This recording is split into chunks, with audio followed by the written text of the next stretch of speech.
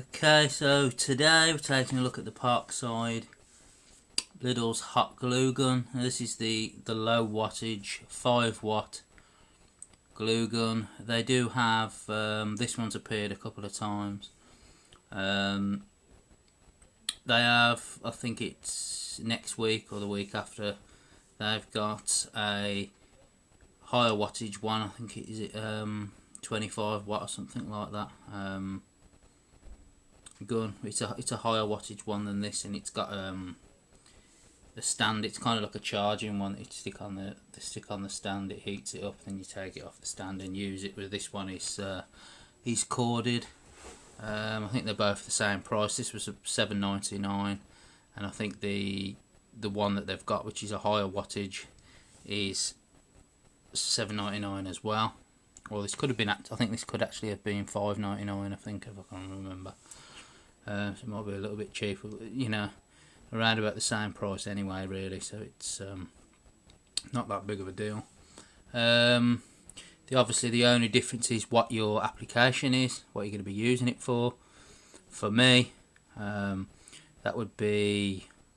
No, I usually use an adhesive that is foam friendly.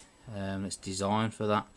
And if not, then an adhesive that's foam friendly, that's maybe not designed for foam work but still works, like Gorilla's wood glues. They tend to work. So I tend to use it with foam, PVC foam. I've got a big, like a big board of it here. I keep this is just packing foam, and I keep this for repairing the model planes, the foam model planes, park flyers and such. And got two pieces here. I'm just going to test it out a bit later on. I'll test the gun and see how it works. Now I'll be honest, I don't use glue guns for that, but a lot of people do. A lot of people do use them on the model plane forums and things like that. They talk about using pretty much glue guns all the time for most of it. I don't. I like to prefer to use the purpose adhesive. Now my old glue gun, this Bostik here, has seen better days. Personally, I think I've used, I think it's a 13 watt one, so this is a higher wattage than the Parkside one, but I think what I must have done with this is used a lower quality cheaper glue stick, and it hasn't it hasn't dispersed that through the gun very well. It's probably all clogged up and that, and so it probably needs opening up and cleaning all out and putting back together again, and using some decent glue sticks on that. But for the sake of $5.99 and $7.99, I might pick the other one up as well, for the same kind of price. So you got a slightly bigger one and a more powerful one, and you got this one for the modelling as well. But that being said, I don't really use the glue gun a whole lot in any case anyway. I mean, generally what they're used for is making Christmas decorations and stuff like that. Gluing pine cones and holly leaves to make wreaths for Christmas. To put on doors, and people make their own Christmas hobby craft decorations and things, don't they? I don't really. I know there's a lot of people, and I've commented on their YouTube comment on here a lot, that a lot of people on there make a lot of things with glue guns, and you'll find a lot of people's actually got videos and whole websites on and YouTube channels as well on making things out of glue guns every week. But I personally, when you had to use them in high school or college or anything like that, never really found them particularly strong, the glue particularly strong, to be honest, other than using it for craft stuff. So that's my problem there with that. So it says the cable length is 1.5 meters, and the warranty, again, like the previous Parkside product we looked at, is 3 years on there. They do give you some glue sticks in the, as you can see in that window there. 1, 2, 3, 4, 5, 6 yeah, well, it says there 6 transparent sticks, 10 centimeters long. It says it takes only 5 minutes to heat up, while it still only uses 5 watts. Obviously that's going to use less, 5 watts, it'll use less power than one of a higher wattage, but like it says there, the low working temperature of 105 degrees C is what I've used it for. And that being said, and I suppose anybody else will use it for that application as well. Like I said, I use it for foam, for repairs, mainly for planes, as well as building them. Even though I like to have some ready adhesive that's foam friendly, I trust that over the glue gun. To have one of these lying around ready to use at a time when you don't have any glue as an emergency is always good. For a few pounds, so you might as well do it. The problem with working with foam, especially with RC model planes, is that when you use a heat gun, when you apply the glue, obviously it melts the foam if it's too hot. That's why a low working temperature is good in this kind of a scenario. Also, if it's not foam, we look for mainly adhesives that are foam friendly, because if they've got certain additives in the glue, again it'll chemically eat away at the glue and it'll make it shrivel up and burn holes in it and all sorts, and it just doesn't do. So you have to be very careful when it comes to working with foam. But like I say, I've cut 2 pieces off. We'll try it out in a minute. The glue sticks, if you're buying them, they are I think they're 7mm in diameter. So if you're looking to buy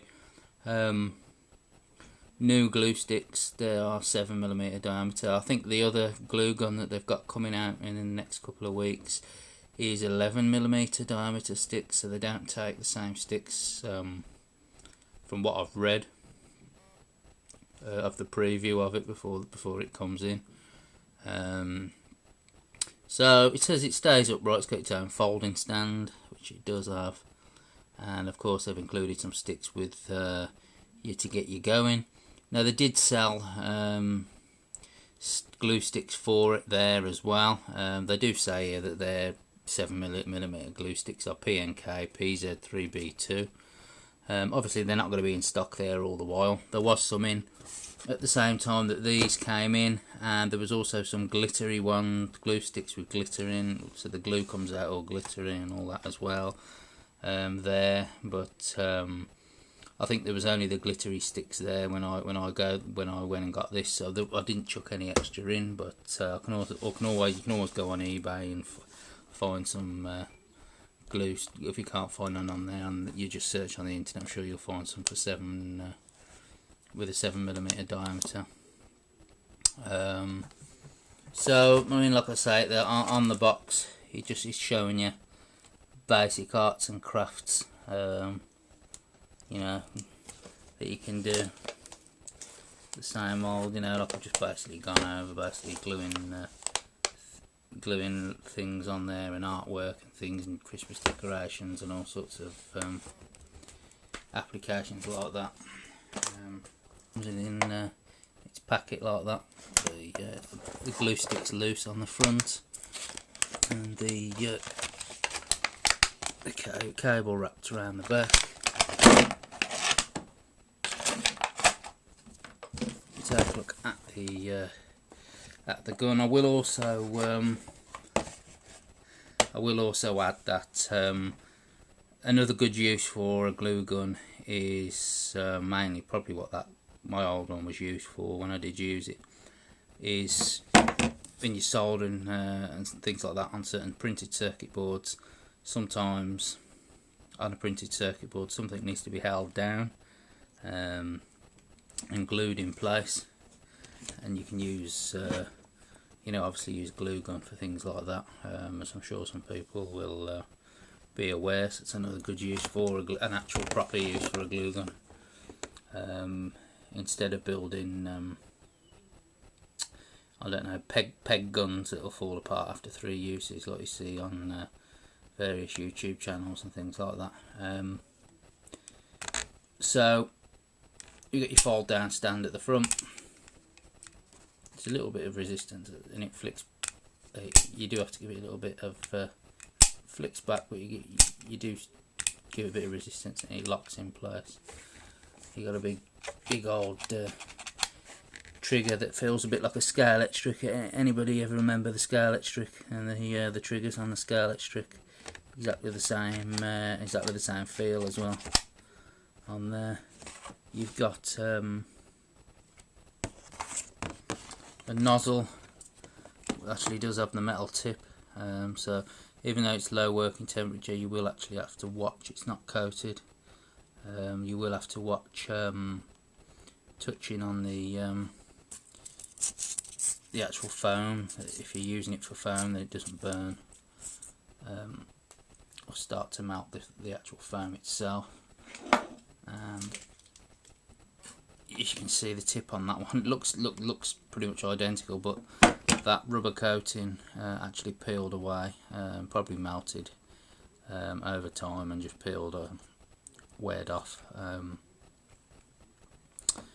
So you have to be, you know, this one's bare from the get-go, but you know, it's basically after wear, it's basically the same, but you do have to watch that when you make contact with the foam. Might be fine for most other materials, but for foam you're gonna have to be careful.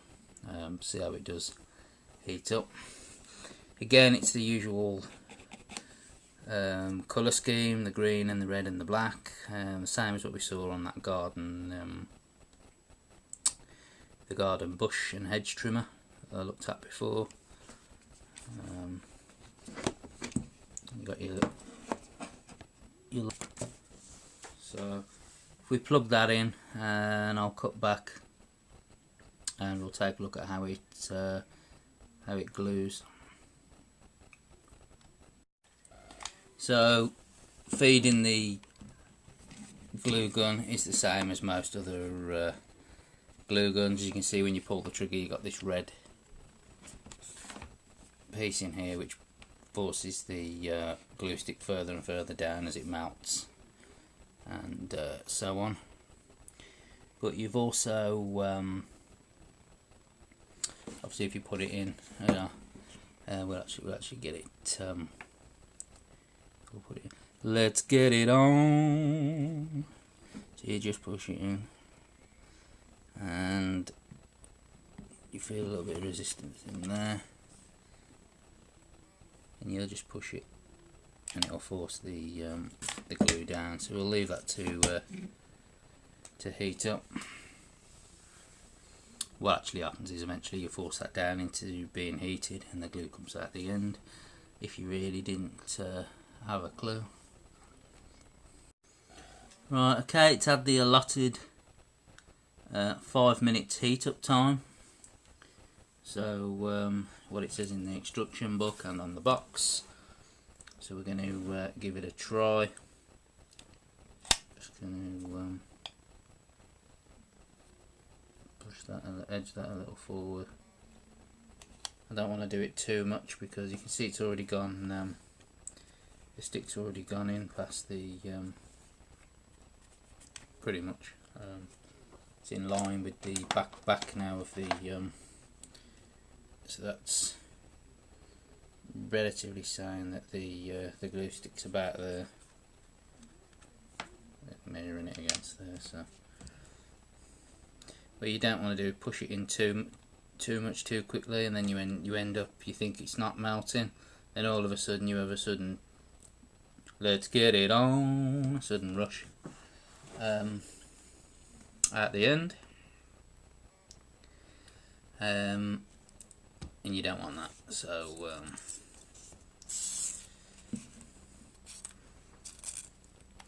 I'll just test the nozzle against the foam.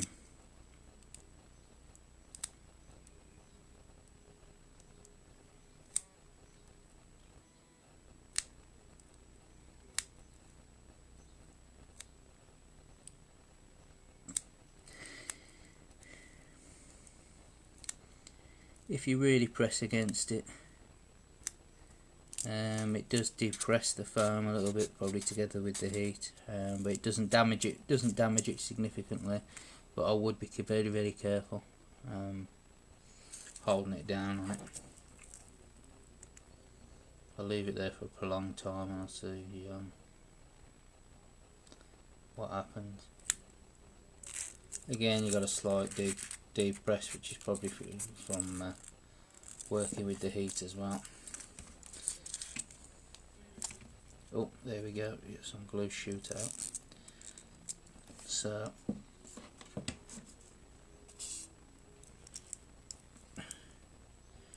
I've just put some glue on the surface. Don't know, because of this the sunlight there, we can see it better. If I shield it a bit, we can see that a little bit better.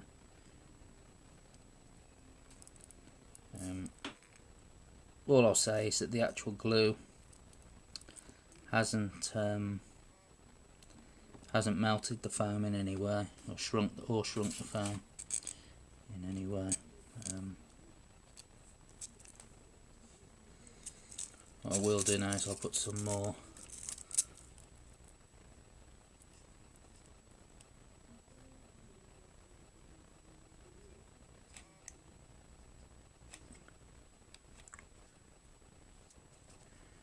on the back.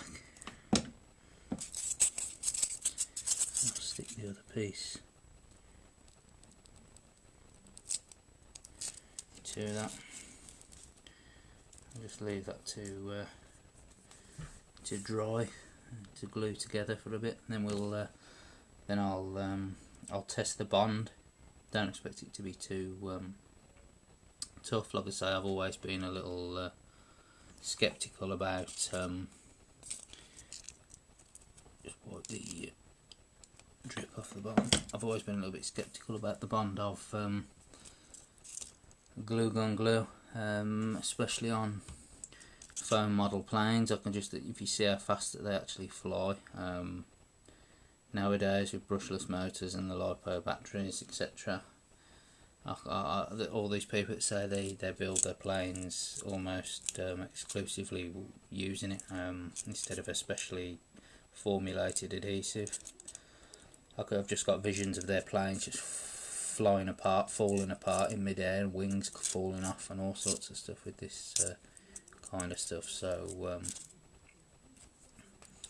you know, I'll take that as at the minute as a pinch of salt, but I'll test. I'll come back to this in a minute and we'll test it.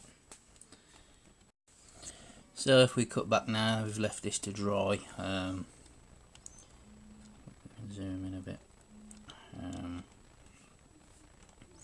The bond, I'm surprised actually, the bond is quite good, and the only way you can break it is by actually breaking the foam. You can tell this side that's still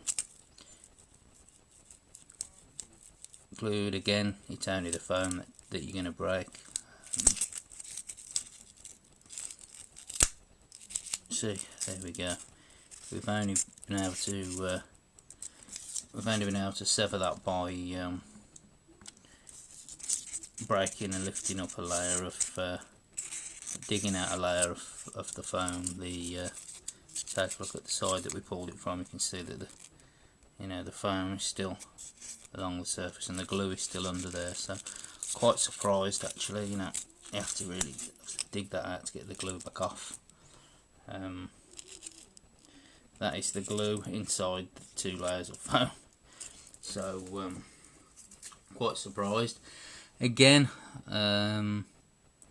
quite surprised by it, but again, I'm not so sure how a wing under load on a model plane would work, pulling a loop, or a barrel roll, but it's shown that it's relatively strong on foam. Looks like I'm trying to be attacked by a wasp here, I think, coming